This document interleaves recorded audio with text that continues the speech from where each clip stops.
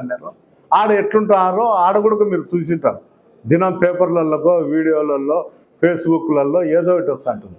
ఇది చాలు నాకు ఎవరు ఎక్కడ పోయినా కూడా మా కార్యకర్తలు, మా నాయకులు, నా ఇమ్మడితో నడిచినప్పటి నుండి ఉన్నోళ్ళు ఉండారు.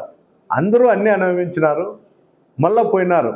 అంటే కొంతమందికి ఏమి నిన్న ఒకరు చెప్పినారు, ఇది రెడ్ల పార్టీ అని చెప్పినారు.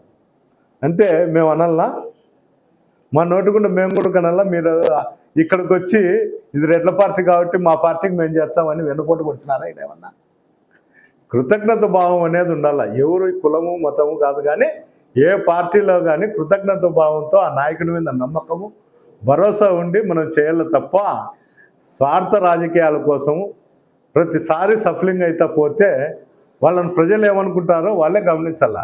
మాకు 10,000 ఉన్నాయి, 6,000 ఉన్నాయి. ఎవడైనా సరే కాన్సెన్స్లో 10,000 ఓట్లు నాకు ఉన్నాయని చెప్పే మొగోడు ఉంటే ఓటర్ లిస్ట్ ఇచ్చా, దానిలో టిక్ వేయమను.